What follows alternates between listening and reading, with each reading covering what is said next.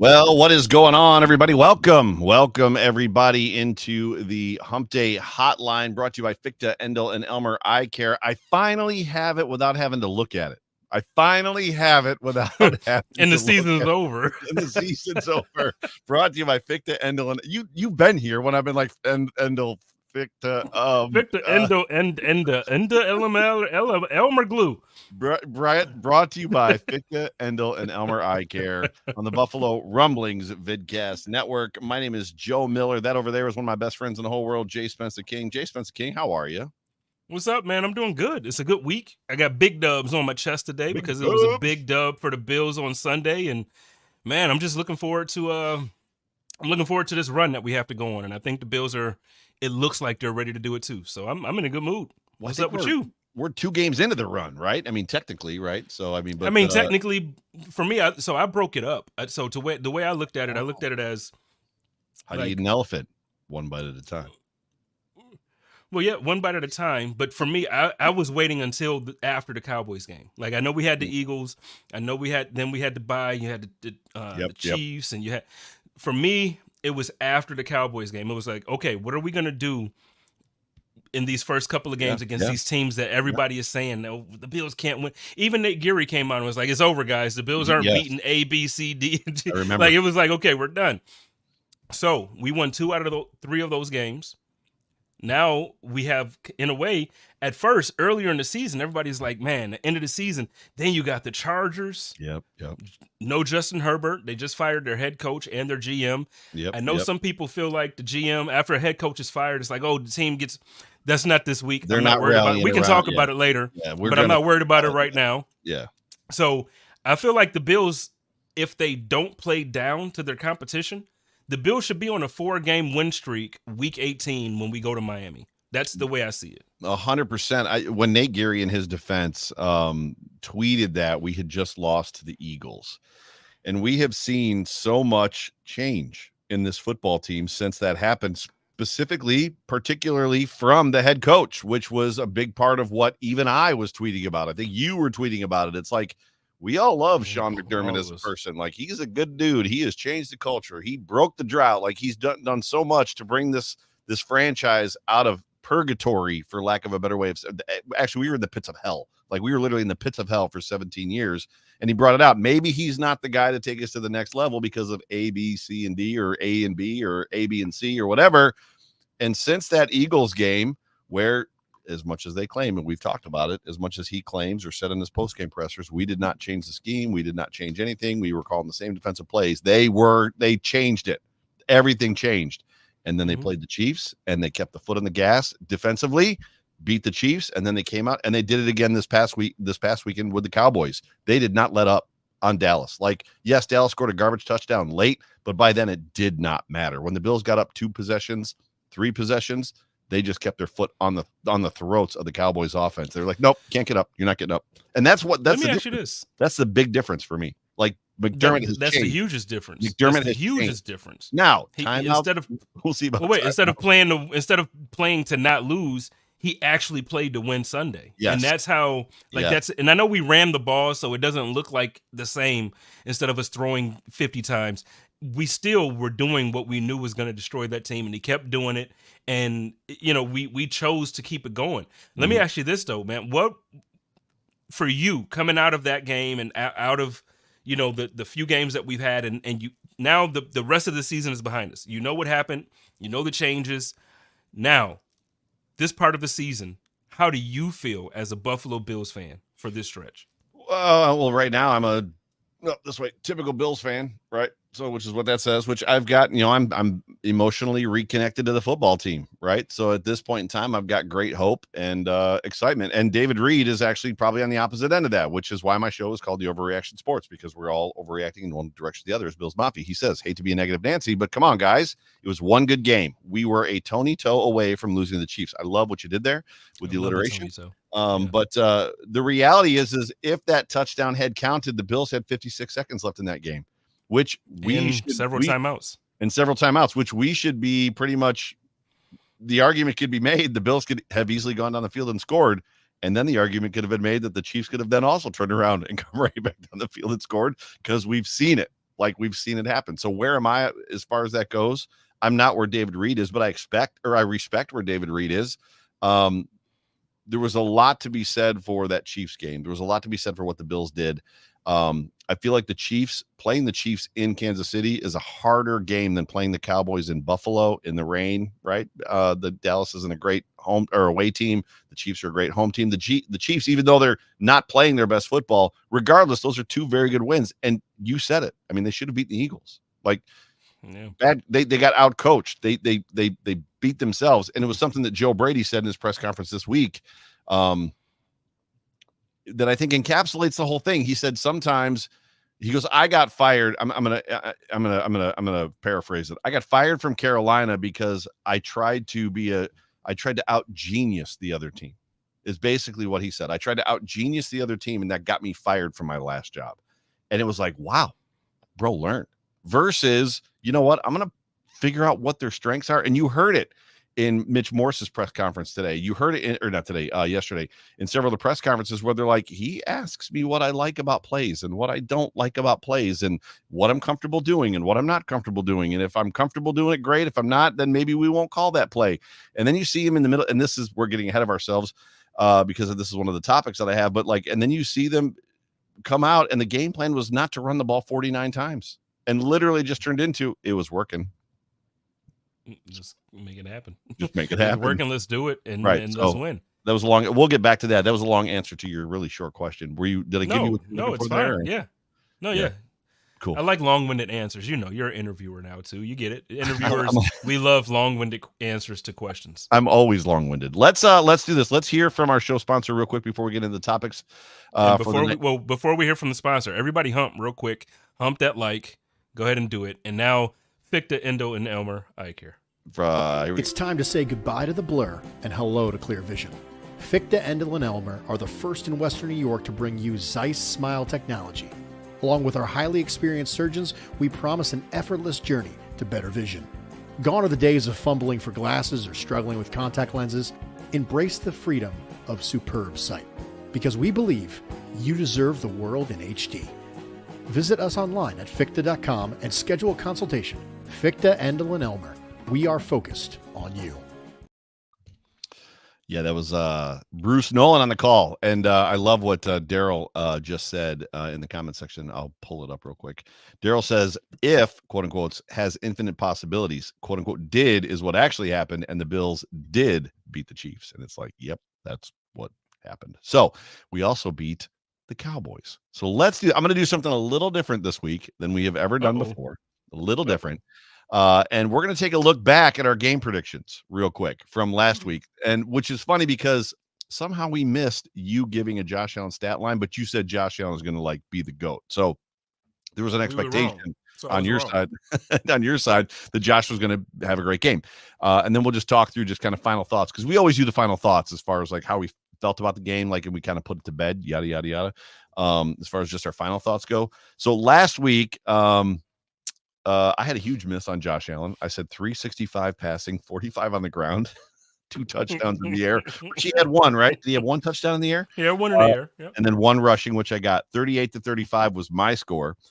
You said you needed to see our offense stand up to and play with another great NFL offense. And if they did, you would be all in. Bills are going to the Super Bowl. That was basically your caveat to your prediction of a 35-33 defeat of the Cowboys by the Buffalo Bills, of which the Bills mollywopped the Cowboys. They did their part.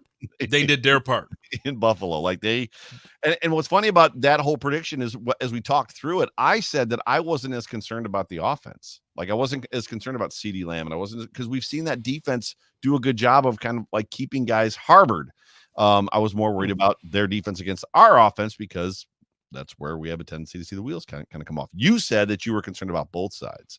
But man, oh man, what a football game. What are your final thoughts just on this game as far as that goes? First of all, my final thoughts first. I got a few of them. So my final thought. Can y'all stop talking about how this defense is not a strength of the team? I know they had some off weeks. And I'm not using excuses here. Injuries will do that. Mm-hmm. If you if you start a job at 100%, and then by lunchtime, you're down to like 80%. You got like 4 guys that quit on you, right? By lunch. And you're still expected to finish the job by 5 o'clock when you have 4 guys leave on you. It gets a little bit difficult to do. The Buffalo Bills have figured out how to still shut down a great offense. Now, I think the weather, I know everybody wanted to pile on Jerry Jones. I do think the weather had something to do with the way the Cowboys played. Maybe. The Bills, so when we talk about home field advantage and we talk about the weather and we talk about that, I'm not saying it because it was cold or anything like that. No. I just think that the Cowboys are a dome team, and they typically in December, they really don't get this ugly type of weather. And when they do, they play like this. So I think for them, this was one of those situations where it did end up becoming it was an ugly thing for them. But dude, I'm all in on the Bills, man. I said it then. I'm saying it now. I'm all in. The defense is like that. First point.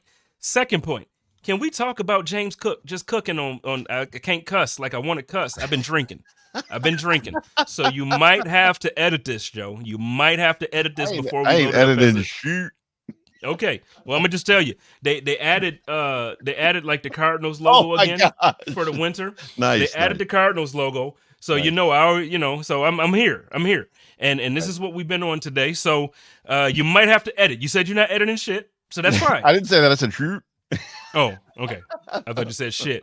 But I sort of said it, but I didn't really say it. So James Cook, have we not been talking all summer, like since the summer, about how James Cook needs to be that guy, and how we wanted him to finally be a running back that the Bills were able to run an offense through, so Josh Allen didn't have to be a GOAT every single Sunday. And then my last point, and then I'm gonna shut up and let you ride. It's a double point, so I guess it's 4 points. The first one, I'm there, Joe. I'm there. The offensive line, I talked about it yesterday on the chop up, where I was talking about how they averaged over 4 yards per play before James Cook was touched. Right. That's an offensive line stat. Like as awesome as James Cook is, he's amazing. But I also want to point it out for the fact that the way the Buffalo Bills have been winning the games the last 3 out of 4 games, we haven't had to force feed Stephon Diggs. Right. So we won this past Sunday with James Cook being a superstar.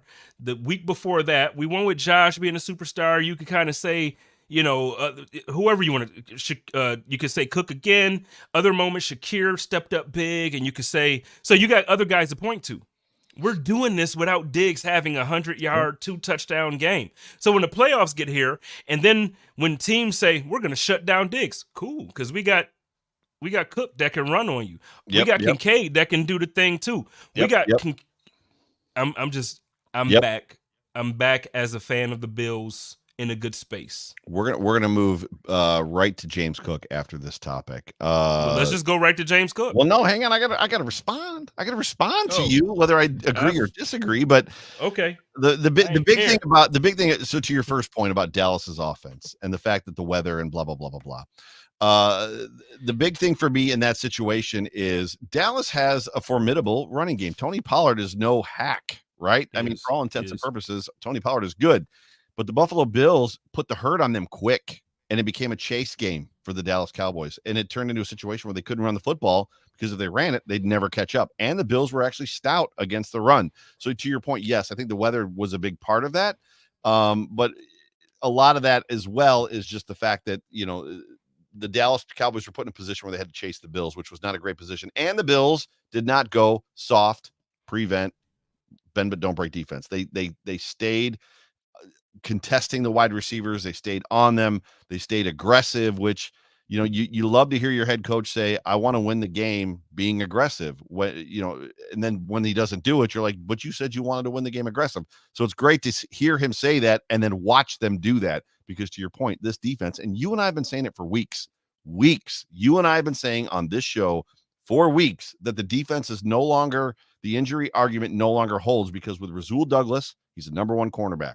Linval Joseph has played admirably. Yes, there's some other guys that are slacking off, but Linval Joseph has played admirably, and Ed Oliver has come on strong. And then when you look at Matt Milano, Terrell Bernard is light years above anywhere we thought that he was going to be. And oh, by the way, Tyrell Dotson has been playing admirably. Like, he's not been a liability on this football team. The defense, in my opinion, in your opinion, Micah Hyde wasn't on this defense. Like, they're playing Taylor Rapp, they're playing Damar Hamlin. Like, they're playing the defense cannot be like given a pass. I don't think they were allowed to give a pass at the Eagles game, which we all talked about. Like, they gave up 30 points in that game in the second half. That's a problem. Well, they've got injuries. That's not the excuse. In my opinion, it was play calling. In my opinion, it was scheme. In my opinion, to your point, it was playing not to lose versus playing to win. When we watch them play to win, they play completely different. James Cook. Let's move on to James Cook. So, just because we Jimmy will, Cook. yeah. So Jimmy what I've got Cook. to, let James Cook is obviously what everybody is saying, and we all pretty much agree. Are we seeing a breakout? Go ahead. Can I just? I'm asking you something. Now, I know he played at Georgia. I know he's been fantastic wherever he was as a high schooler and as a young man. Can I just say, back in like last season, like week 2, I literally tweeted that, and I can prove it. I got receipts that I was the first one in Buffalo to start saying, like, can we just get James involved? Let James cook. Can we do that? Can I get credit for that? I don't want to claim it if I can't do it. I'm just asking if I could claim credit for that. You can claim credit. I can't verify it, so I can't blue check you. But yeah, for sure, you can absolutely take credit for it. Guess what? The Buffalo Rumblings YouTube account can, because it's been on that joint since last year, week 2. But go ahead. That's fine. Are we seeing the breakout of a game-changing NFL running back? And I guess the question that I have for both of us and the comment section is, what does that mean for Josh Allen going forward? Because you just came off of a game, and I know that it's been fun, and a lot of content creators have said it, and I said it on my show Sunday night, my post-game show. Josh Allen completed 7 passes in this football game. Josh Allen was also not upset that he only completed 7 passes in this football game. You're talking about, to your point or a little while ago, about James Cook in the playoffs. If you've got a Thurman Thomas to Jim Kelly, and Emmitt Smith to Troy Aikman, right? If you've got all of these guys like Ricky Waters to Steve Young, if you've got a guy that teams have to worry about, it just sets the quarterback free. And oh, by the way, we have another unique position on top of it, because Josh Allen is also a threat to run. So they're already playing 10 versus 10, right? Because they have to account for the quarterback, which I don't know if people are familiar with what I'm talking about. Normally defenses play 11 on 10 because they don't really have to account for the quarterback. Defenses, when they play the Bills, now that Dorsey's gone, before Dorsey and now that Dorsey's gone, have to play 10 versus 10 because they got to have somebody account for Josh Allen. So now you're playing 10 on 10, and you got to worry about James Cook. And you got to worry about Josh Allen throwing the football, and you got to worry about Josh Allen running the football. If James Cook is what we all think he can be, and obviously we're very high on James Cook. I've said for a long time that is, as much as he doesn't have the stature of Le'Veon Bell, he runs a lot, in my opinion, like Lev Bell. Very kind of patient. Yeah, I've talked about how he just kind of dips and ducks and kind of gets behind the offensive line at times and waits for his hole to open and then darts. We didn't see him do that in the Cowboys game. He was more selective, more definitive in his decisions. But I feel like we're seeing a breakout star. And obviously the numbers right now prove that. He's 3rd in the league in yards from scrimmage, second in rushing. Well, I'm saying rush yards, yeah. Yeah, rushing. So I mean, we're seeing it in the numbers, but he hasn't really caught the Austin Eckler, right? I mean, I'm not gonna say Christian McCaffrey. He doesn't have the name yet, right? Not Damian Harris. Who's the guy from Damian Pierce? I was saying Damian Pierce. McCaffrey. Christian. Well, you know what I'm saying. Like he doesn't have that. But I'm telling you to say it though, is what I'm saying, because I think by name we haven't seen it yet. Yeah, and I get it. He wasn't the RB1 in college at Georgia. He hasn't been the RB1 up until this point now. Like now he is. But look, he has the skill. He has everything that we see him as a running back, average over 5 yards per carry for 2 seasons. It's not a fluke. It's who he is. Right. Yeah, and last year, the offensive line wasn't as good as it is now. It's who James Cook is as a running back. He averages over 5 yards per carry. He's a weapon out of the backfield, just like James McCaffrey. Now, am I sitting here saying James Cook is James McCaffrey? No. Christian. I'm not. Like, you know what I meant. I'm sorry. I told you. I've been sipping, Joe. Come on. Sorry. Last week I said Connor McDermott like 4 times, and so he's like, so you gotta come on.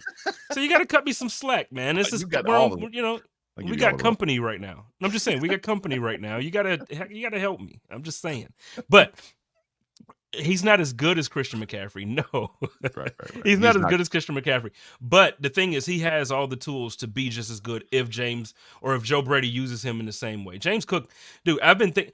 shout out to Sterling. He claims that he thought James Cook was the RB1 coming out that draft. I challenged him. I think everybody thought Breece Hall and Kenneth Walker were.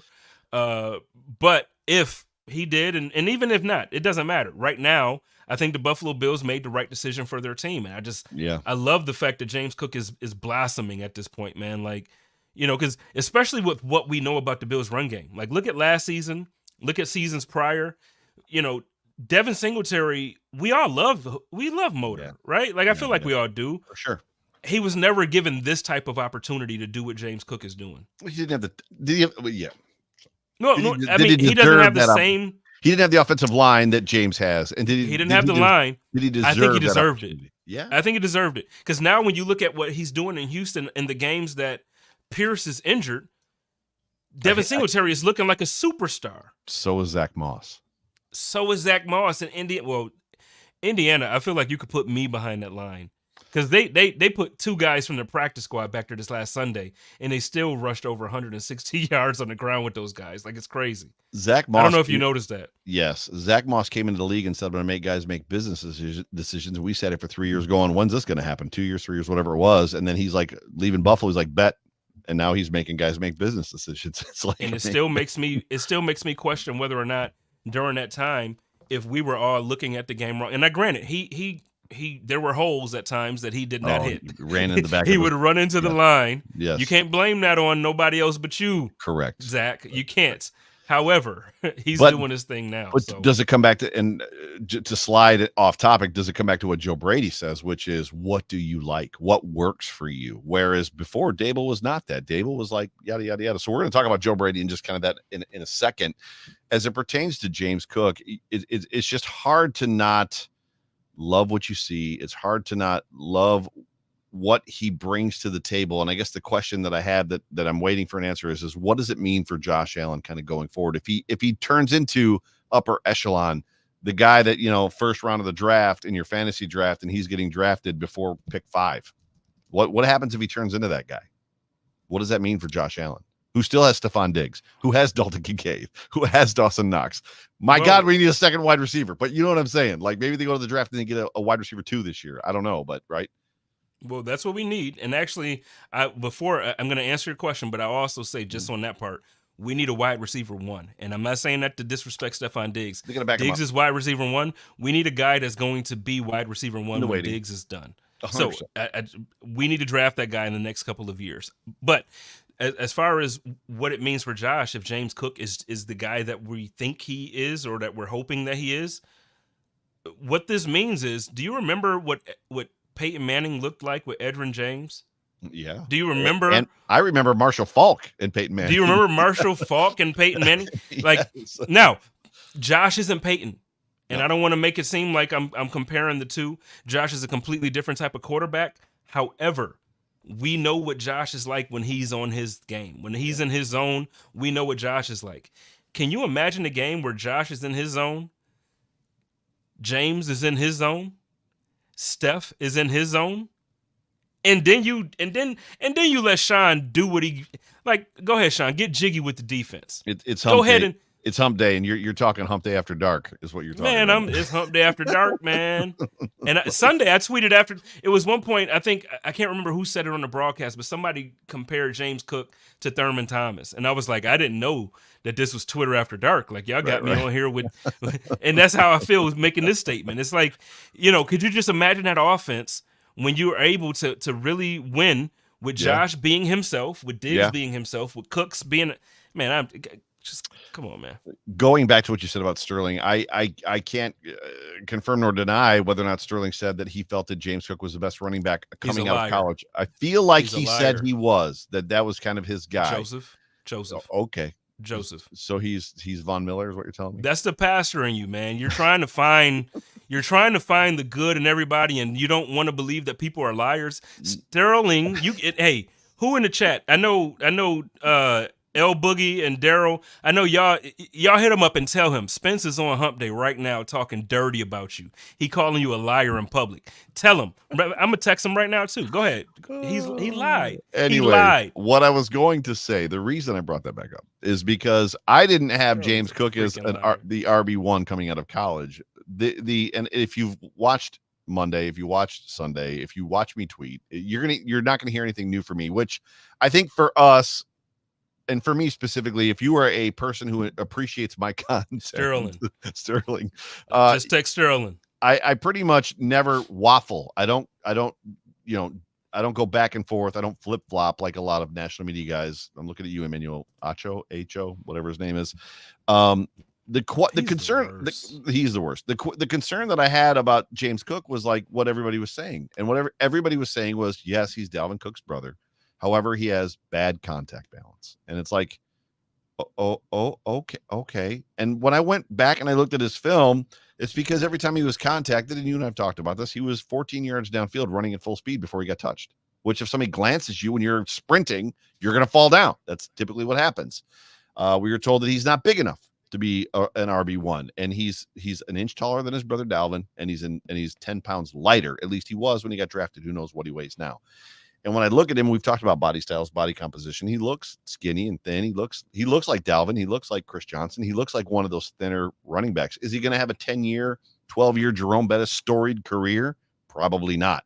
Can he be an RB1, a game-changing running back for this offense? Edgerrin James was small. Edgerrin James wasn't a monster. Like, he was a smaller back in a time when the league was bigger on defense. What? Was Barry small? Barry was short, but Barry had tree trunks for legs. Barry's legs, thighs were the width of your waist. Well, when I say small, I guess I'm looking over at stature in general. I'm not looking at like one. It's more about girth. You have the ability to take the pounding, take the beating. Joe, it's hump day, but let's relax. Mom is in the chat. I'm just saying, Mom just jumped in the chat. Right? We got to relax, man. You got rough. Anyways, but yes, it'll be interesting to see what that works or how that works for Josh Allen, which I think is going to be. I think all it does is pay dividends, especially if Josh Allen can remain patient. If he can remain the guy, which Joe Brady said, and that's the next topic, Joe Brady. If he could remain that guy, where Joe Brady said, "Look, when we're handing it off for the 42nd time, and Josh Allen is still completing his fakes and like running through and then looking for somebody to block, I know that he's bought in to what's happening on the football field offensively, even though he doesn't have the football." And I think that's a big part of it. But to the Joe Brady point, he continues to impress in these games and continues, in my opinion, to swoon Bills Mafia. Bills Mafia right now has nothing negative to say about this guy. Everybody's like, it's been 4 games, give him the job. Remove the interim head coach or interim offensive coordinator title, give him the job, whatever that means, blah, blah, blah, blah, blah. How do we grade him? And do we grade him before we get a lackluster performance? And where is the lackluster performance? Because I have comments about that. And I guess I'll go first. Mm-hmm. We hear, since I started doing this, I've been vocal about, and there's always been conversations around this idea of football politics, and this idea, and we hear it from the Buffalo Bills. The best players will play. The best players will play. How many times have you heard they lied just as much as Sterling their did. Asses off? Like, just like Sterling. Brian Winters is the best guard on this football team. The best players will play. Like, the amount of times that we've heard the best player, and they don't. The best players don't play. And we could go through, I'm sure, a myriad of players. You can't tell me that going into the playoffs last year, weeks 15, 16, and 17, I'm going to touch a nerve. You can't tell me that Cole Beasley was worse than whoever it was that we were trucking out there on the football field before the playoffs started. He wasn't. He knew the game. He knew the scheme. He knew the playbook. He knew everything about this offense. And you've got him riding the pine behind whoever else you're trucking out there. All that to basically say this: if Joe Brady literally is a guy who says, you know what, my scheme be damned, my game plan be damned, whatever that means, I'm going to do whatever in the moment makes the most sense. We talked about this on Monday with John Fina, and John Fina talked about it. John Fina was like, these offensive coordinators sit up there, even when he played, and they like have this design and they've got this game plan and they've like spent all these hours and like haven't gone home for an entire week, and they put this game plan together, and it's very much turns into we practice this play, we've got to run it. So here we go. We're going to run it right now. Right. Which basically derails this stuff. And we watched Brian Dable do it. who was situationally challenged. We watched Ken Dorsey. Who knows what Ken Dorsey was doing? If I see 3 more games of an offensive coordinator that is playing to the strengths of his players and basically game plan be damned, whatever works is what we're going to do. How many times during the drought, I'm thinking of the Dick Duran years, where was it like, oh, that play worked and we wouldn't run it again? It's like, why don't we come back to that play ever? Meanwhile, Joe Brady's out there running the same play 3 times in a row, and it worked all 3 times. It's like, yes. Right. So that's where I'm at on Joe Brady. I'm in the same place. Like I'm in the place right now where, remember, a couple years ago I did the Poyer for All Pro or We Riot. Like I think I'm on like the Brady for OC or We Riot. Like I think I want to start that tomorrow. Yeah. Like, can I get a shirt? Who do I reach out to? Who did my Poyer for All Pro? I gotta figure out who did my shirts, because I need a Brady for OC or We Riot campaign to start. And if somebody steals that, y'all heard it here first on Hump Day Hotline on Buffalo Rumblings, because I just said it. I just feel like it's time, man. Like, can we stop playing these games? Like, I get it. Like, you did it during the season. You fired Ken Dorsey, so he got the interim. Look, man, it's been 4 games, 3 out of 4 games, really 4 out of 4 games. He's done his job. He's done his job. Sean McDermott failed against the Eagles, not Joe Brady. Almost Joe Brady that. Yep. Almost. Sorry. Didn't mean to cut you off. No, again, Sean McDermott against the Chiefs. It wasn't Joe Brady. Right. Give Joe Brady that title, man. Let's make this thing happen. Give him a real contract, and let's figure out the rest of Joe's or Josh's career. So it's time. So when it comes to how do we grade him, we don't need to wait to the end of the year, see how the rest of it goes. Blah blah blah blah blah. It's time. I know. There were complaints last week, right? Like the game last week. I feel like the second half adjustments that Joe Brady didn't make. There were some complaints within Bills Mafia or amongst people who watch film and feel like the Bills didn't do as well against the Chiefs in the second half. For me, I'm like, we won the game. And I feel like, sometimes we have to give other teams credit too. The Chiefs have one of the best defenses in the entire league this year. Not best offenses, best defenses in the league. So I'm not mad that we beat them 20-7. To me, that's a big win. Like that. Right. Joe Brady did his job. So look, give him the job. I know Matt is in the comments here, our editor-in-chief, so shout out to him. No disrespect here, but I'm going to say you're crazy. The most respectfully disrespectful way, I'm going to say, Matt, you're crazy. Can't let Brady get complacent by giving him the job. They also need to interview outside candidates, even if they want to hire Brady officially. I'm gonna tell you what. I know about the Rooney Rule. I know about all that stuff. I don't think it goes for assistants. It doesn't go for whatchamacallits and assistants, I don't think. So I don't know, but I know I've been disrespecting this man, and he popped in because he wanted to talk back to me. So we're going to bring my brother Sterling in, because I've been talking about how much of a liar. Your brother, our brother. Right. He's a liar, though. Your brother, my brother, our brother is a liar. You've been saying James Cook has been an RB1 for 17 years when you've only known him for 17 weeks. What are you talking about, man? Hey, first of all, y'all living good, man? Man, I'm living always. Great. It's hump day. It is hump day. And you know what I'm gonna do? I'm gonna let you go ahead and lie on purpose. Go ahead. Hey, sometimes you got to embezzle the truth a little bit. Ain't that what we do in America? Listen, James Cook, man, he probably wasn't RB1 coming out, right? And there's an argument to be made. You could say, well, Kenneth Walker is a more bruising back. He's better in pass protection, etc. But what James Cook is putting on tape, just a continual improvement. You can't deny the fact that he, out of the 3 backs, when you look at Kenneth Walker, when you look at Breece Hall, James Cook has improved the most out of the 3 this year. And I don't think you really can deny that. I mean, you look at the metrics, the stats, and if he continues along this pace, I think by the end of next year, I think we'll be saying that he was RB1 coming out of that draft class, or he is the RB1 now. You know what I'm saying? So I think Breece Hall is still the scariest running back, but I think that's more about the Buffalo Bills effect. For some reason, Breece Hall has our number. When he plays us, he just gets free. I don't know what it is. He just does. But I'm going to pose this. Spence wants to say something, but I'm going to pose the same question to you, Sterls, which is if he emerges. And I don't want it to be the end of next year, because by the end of the next year, he's got 1 year left, and they're probably not resigning that joker, right? I mean, I can't imagine they're going to drop 12, 13 million a year on a running back. Like, I don't know that Brandon Beane does that. It's been patchwork running back since Brandon Beane got here, right? For all intents and purposes. But the question is if he emerges, what does that mean to Josh Allen? Can we be a little more friendly? I don't want to say patchwork running back. It hasn't been patchwork running back. We haven't given James Cook. I mean, we're giving James Cook an opportunity we didn't give to Devin Singletary. We see what he's doing with the opportunity.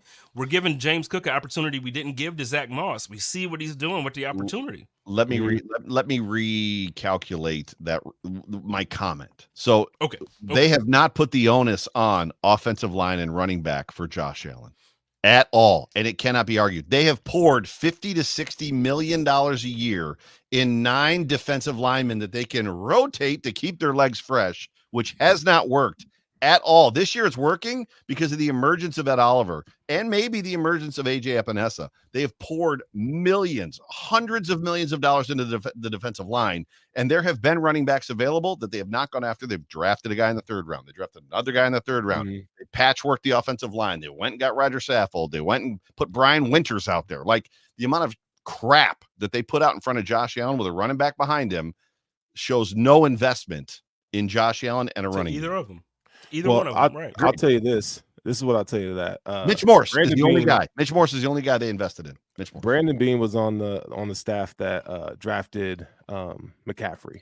And I think, James Cook for Josh Allen is a special combination just because he can get you in different ways in that offense. And so I wouldn't say that the Bills wouldn't be interested in re-signing James Cook. Here's why you probably should think about re-signing James Cook when it comes time, is because when he was at Georgia, he doesn't have many miles on the tires, right? And then you look at last year, it's the Bills' fault that it's taking them this long to start using him properly. So I think it's you might want to look, I'm with drafting a running back every year. Now that you got James Cook, you can draft him late, get a guy, so you don't have to keep bringing in old vets and stuff like that. I think with Ty Johnson, you don't have to draft anybody next year.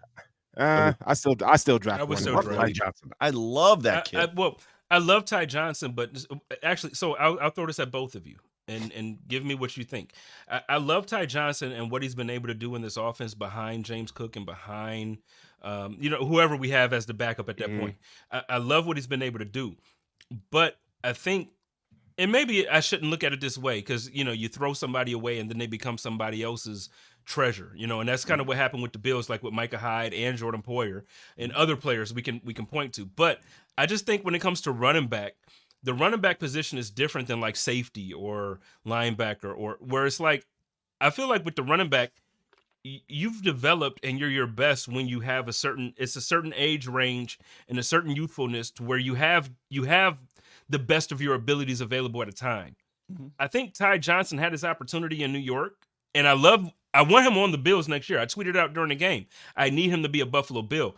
But if the Bills have an opportunity in the 3rd round or the 2nd round to draft a running back that can be a 1-2 punch with James Cook, that can really solidify your offense, man, tell Ty Johnson to go to – that man can go play for Tennessee for all I care. I don't care where he goes. What I like about Ty Johnson, and I'm looking up information about him right now because I honestly don't know necessarily what his stats are. Ty Johnson, and I don't know if this will ring true. So Ty Johnson is 5'10", 210, but he looks bigger than that. Ty Johnson runs like Mike Gillislee. I'm not saying he's fast as him, but you remember Mike Gillislee would just run with reckless abandon and would just like run into people as fast as he possibly could.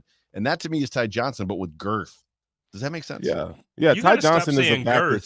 Wait, Sterles, you got to, this is his second. His mom is in the comments, man. Like, you got to chill. Joe got to chill. You got to relax, Joe. He got to chill. I was going to say, Ty Johnson is a back that you can find in the draft every single year. Pause right there, because you're right. And the reality is, and this goes back to and now I'm going to argue against James Cook and I'm going to be the bad guy. And I'm not trying to do that. Like, I love this kid and I love what we're doing with him. But you watch teams out there, the New England Patriots do to running backs what the Steelers do to wide receivers. The Steelers draft a wide receiver and like the dude's like, oh my God, that dude's incredible. And then they go to some other team and they vanish. The Patriots do the same thing. They draft running backs and they're monsters. And then they go to other teams and they vanish. So what is it? Is it the running back? Is it the Oh, offensive I got line? it. It's Is a it both? simple answer. Give it to me. They had franchise quarterbacks at the time. And when you have a franchise quarterback, you don't That pay a lot of changes everything. attention. It changes everything, right? Yeah. That's what makes Christian McCaffrey just so damn special. Is that like the dude, man, he is phenomenal. That dude is so good. Sterling, you know what it really does though? It pisses me off that the Buffalo Bills had a shot before the 49ers to go and get a Christian McCaffrey. Now, I'm happy with James Cook. Obviously, the last couple of games, you see what he's doing. Nobody in their right mind in Bills Mafia is going to complain about James Cook right now. But could you imagine just a year ago, the offseason, a year and a half ago, or not the offseason, trade deadline, when Christian McCaffrey's name was being thrown around from Carolina and the Buffalo Bills could have got him on the cheap. Yep. We gave money to people. We signed. Could you imagine if we would have gave that? Now I know hindsight is 2020. Right. Before the knee injury and before that's cool. I'm gonna take this one. Joe. Talk your talk. This one. Talk your talk. Before the knee injury and before all of the domestic violence allegations that happened while he was a Buffalo Bills member, because there was some that happened prior to. Before all of that stuff, nobody cared about the Von Miller contract, but now everybody wants to get out the Von Miller deal. Could you imagine if we gave a portion of that Von Miller contract to Christian McCaffrey? And then we go sign D Hop instead of signing Von Miller? We could have DeAndre. Take me off a solo, man. You about to have me. I'm about to quit. Matt Bynum. I don't know what the point of the editor in chief is trying to make here, but what about all the talking heads who claim the Bills needed Saquon Barkley? We did. Saquon Barkley would be a machine in this. Look, the reason why we're talking good about James Cook tonight is because what we're saying is the Bills have finally lucked into a situation. Yes. Where they hopefully have found somebody that can be as good as Saquon Barkley. You're basically saying, what about the talking heads? Matt, I love you. First of all, we work together. I love you. But you're saying this in a way as if it's like, wait, we needed this, man. Like, this is why people were saying, go get Derrick Henry. Go get Saquon Barkley. We've been, for 5 years with Josh, 6 years with Josh, he hasn't had a run game. He has been the run game. You go and look at the first 5 years of his career, and the Bills have been top 10 in rushing only because Josh Allen has between 600 and 800 yards rushing. You take Josh Allen's stats out of that, and the Buffalo Bills are in the bottom 7 of the league every single year that Josh Allen is a quarterback in the NFL. And you want to sit here and talk about how Josh Allen has these turnovers and how he's not good and how he does all these things and these turnover-worthy plays and how he's this and how he's that. Well, how about you give him receivers that can catch the damn ball? Ooh. Catch the damn ball. Ooh. You got the one dude wearing 13 that looks like the other dude that wore 13 that ate damn Popeye's biscuits that was a Popeye's biscuit away from being a tight end. And then come on, man. Come on. You give him these bullshit ass offensive lines. You give him all of these bullshit receivers. And then you want Josh Allen to be the GOAT every game. So we go 13-3 and you're mad at Josh Allen when we lose to the Bengals. Yeah. No. Give that man weapons, man. Saquon Barkley. Do exactly. I'm sorry, Joe. You're fine. I'm screaming. Saquon Barkley is going to miss the Hall of Fame because he's a New York Giant. No, true. That's exactly what it is. But even outside of that, like the thing that before I even get to Saquon's career and I get to Derek's career and I get to all these other people's career, the thing is we have all these complaints about me included. Like all I do is talk about how like as much as I love me and Strohs will tell you last night I got on the chop up. Thank you, Mom. I love Mom. I got on the chop up last night. with Sturros. He had a special guest and Jeremy was there and everybody. And I'm sitting here saying, I'm still on the side of saying that I'm ready for Sean McDermott to go coach another team. The reason why is not because Sean did a bad job and Brandon did a bad job at drafting. They built the foundation. The problem is we keep getting to a certain place and then we hit a wall. It's true. So now if you want to talk about it with talent, cool. We get to a certain place where guys want to come play with the Bills because Josh Allen and because of this and because of that. And you heard years ago, oh, everybody loves Sean McDermott. We preach about how great Sean McDermott is. Everybody wants to play for Sean McDermott. Now the last year and a half, you're hearing about how everybody hates him. This is me. right? I'm talking real, right? I'm not even talking about this article from Ty Dunn. You got players that leave the team. Offensive linemen that left in the middle of the season that requested a release because of things that happened in the front office. You got guys that want to leave and they go to other teams. And you got Cole Beasley, who loves Josh Allen, loves Stephon Diggs, and loved the guys on his team, who will come out and say, I left Buffalo because of things that happened behind the scenes. Mm-hmm. He apologized and came back because he was hurting for some cash, but he was speaking his truth in the moment. It's true. We got to stop giving these excuses to the Bills, man. I'm ready for a Super Bowl. It's not Josh. It's not James. It's not Steph. It's not Matt Milano. It's not Daquan Jones. It's not Micah Hyde and Jordan Poyer. These dudes are studs, man. Yeah. Like, these dudes are studs. Yep. 100%. At some point, the coach has to be a coach, and we got to win. Yeah, y'all can be mad at me about that. Dog me on Twitter for that. That ain't Joe. Joe being a Christian again. I'm the one talking crap. He said again. Well, I'm saying because I'm just tired of it, man. No, because like last night, even and again, shout out to Jeremy. I love Jeremy. But on Chop Up, man, Jeremy was trying to say, "Where's Jeremy?" Text Jeremy. Don't do text that. Jeremy. Please do. Matter of fact, tell Sarah and Jerry to jump in too, so they don't even have to go live. Just jump in. We're going over 2 shows. We'll cut it down the middle. But I'm joking. Please go live. I don't have another hour in me. We have 13 minutes to wrap this thing up, and I see no end in sight. There's no. But on the show last night, though, for real, on the show last night, Sterling would tell you because they tried to. He tried to defend Sean by saying, "Well, you only get to the playoffs with certain coaches like this, and it's year after year." Year after year, he gets to the playoffs, and if you fire him, then you're going through a cycle of coaches because you fired your first coach. Or how about let's be honest about the fact that the coach that we fired, we got to the playoffs. He's proven he can get us to the playoffs every year. I need a coach that has proven to me we can get to the Super Bowl.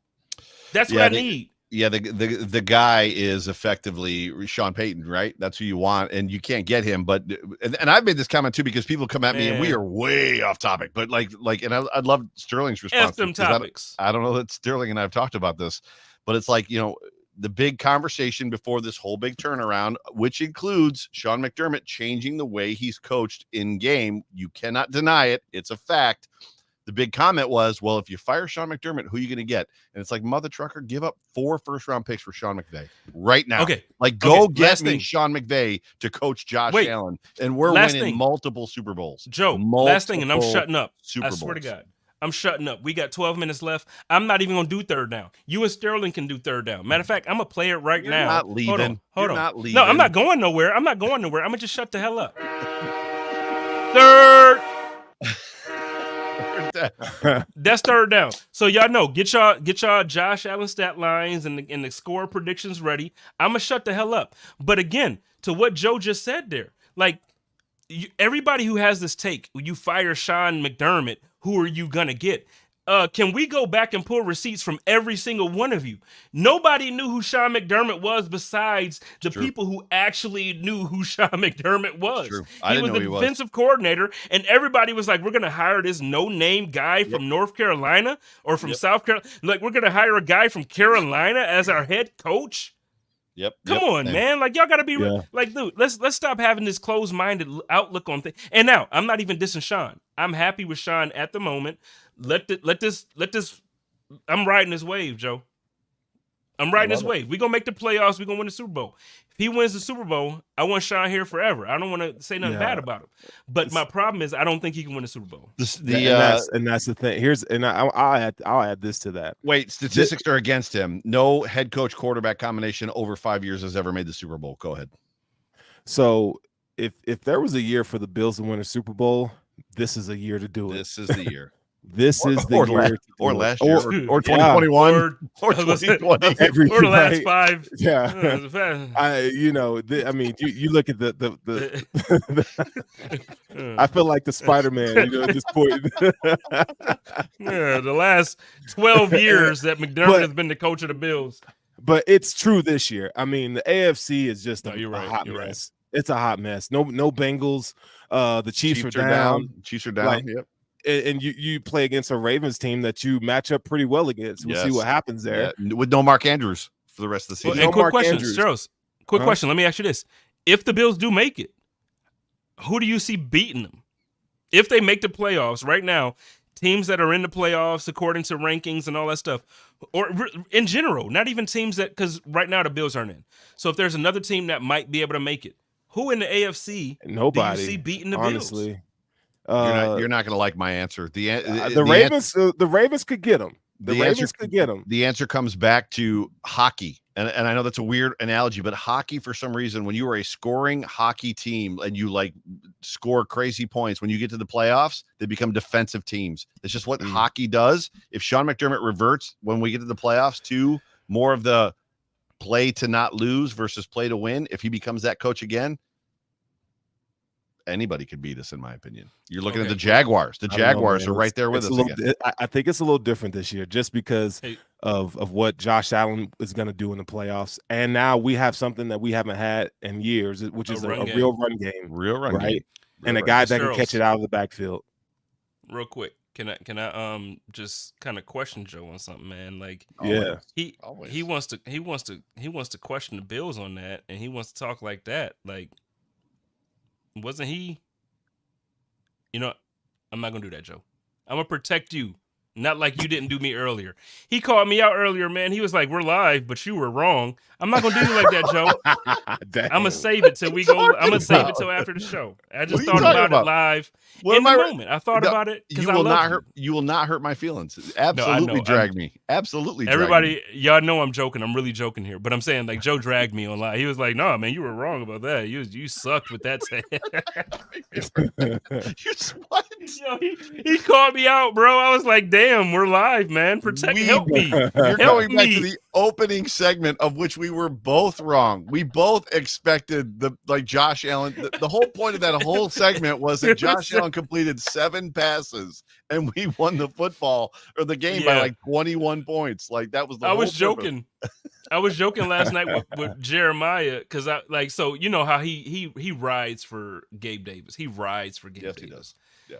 So I was joking with him. I'm like, dude, Gabe Davis still had 2 targets and no receptions in this game. Like, what the hell was happening? The one ball bounced right next to him. Like the deep ball was like doink right next to him. But it was bad.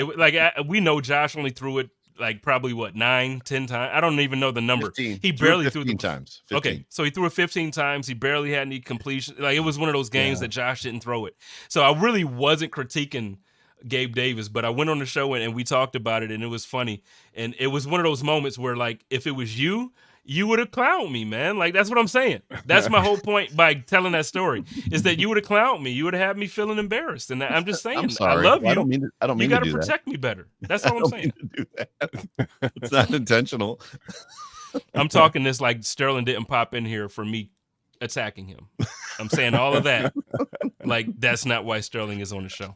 We have 6 minutes left, and we have not done any Charger Bills predictions at all, nor have we done the injury report, which the only thing really in the injury report is AJ Epinesa still having trouble with his ribs. He's day-to-day. He wants it. He said today, hopefully it doesn't pop out, which it's says creepy he feels sounding. better too, yeah. Yeah, Daquan is probably not going to be around until the playoffs, and Jordan Phillips is also not going to be available probably until the Miami game. My mom says Joe protect Spence. At all costs. Man. At all costs. Always listen to moms.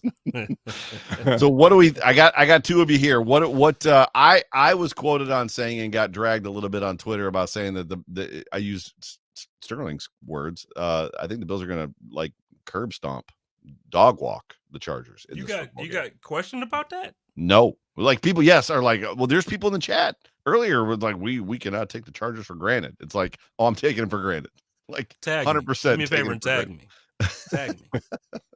If you don't want to tag me, just send it to me. I'll go first. Josh Allen stat line in this football game. You know, I expect the game to be, the Bills are going to score more than 25 points. I don't know that they're going to need necessarily Josh Allen to kind of go nuts, but let's talk 275, 280, 285, somewhere around there, a couple touchdowns. And then I got the Buffalo Bills probably in that 28-ish to 28 to 7, 28 to 10 range. So that's kind of where I'm at on this football game. Well, that's good. I would say 27 to 33. Give me 284 and 2 touchdowns for Josh. You're the Chargers with a backup quarterback and a new head coach scoring 27 points on this defense. Yeah, I just don't think, you still want to save some of it. You ain't got to blow these boys out. I think you can run the ball, control the game, get up out of there. You know what I'm saying? You ain't got to go all out. I think for this game, I think you want to get on the same page in the pass game. I think you got to get Stephon. I think this is the game where you work on the kinks and get Stephon Diggs involved. I agree. Get Dalton Kincaid back involved in the offense. Gotcha. See, I agree, but I disagree. I think next week is the week you do that. I think you still keep Stephon Diggs fresh this week. I think you still keep Stephon Diggs to a couple targets, maybe 5. Like don't overdo Diggs this week. We don't need now. If we need Diggs to win, if for some reason the Chargers end up waking up on some type of extra dope, like everybody is on some flyness, then yeah, get Diggs involved. Let's do what we got to do. But we should win this game, and we should win it easily. So for me, I don't want Diggs involved until next week. Because to me, next week, it's like, look, next week, okay, we know we got Miami the week after. Right. We need to not only do we need momentum, but we need plays that we know, okay, look, this is what we're expecting. This is the type of play we want to run. Let's get some live reps of this play in. Let's do this. Let's do that. Like, so I'm expecting the Patriots, like, next week, I expect the Buffalo Bills to be on some like just bully stuff. Like you know the scene from, I think it was the first Avengers when Hulk grabbed Loki and he grabbed him and he was like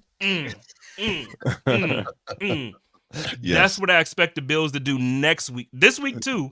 But next weekend. You called him Tiny God. You're a tiny guy. Yeah, a little tiny guy. You're a tiny guy. So I expect that next weekend to the pay, because they still think they're gods. They still, with Tom Brady. Bye, Bill. Bill's gone. Yeah. So give me a Josh Allen stat line and a score prediction, Spence. Oh, this weekend, man, I'm gonna go Josh Allen. Maybe I'll give him 200 yards. I think he'll play until midway through the third quarter. Oh, I'll give him maybe 2 benched yards. Again. The Josh Allen's getting benched again. He's getting benched for Kyle Allen, man. Like, that's what's happening. Give him 2 touchdowns in the air, 1 on the ground. I'm going to give Jimmy 1 on the ground as well. I don't think he's going to have the same 170, 150, 160 type of day. I'll give him like 80 yards on the ground. I think it's going to be a different day, but I think the Bills are going to be efficient. So I think the yards that they get will matter, and they'll score. And then they'll get out of there, man, and make things happen. The Bills win this one. They cover the spread. It's going to be an easy game.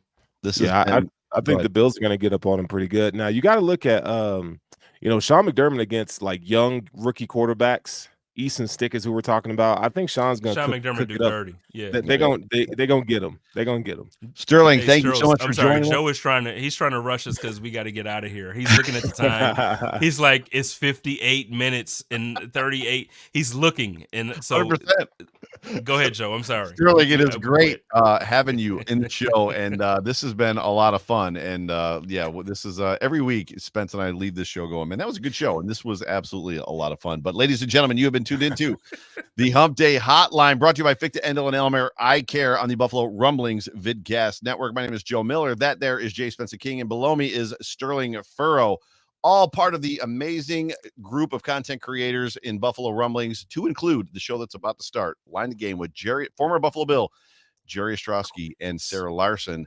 For me, Spence, and Sterling, go Bills. Go Bills, baby. Go Bills.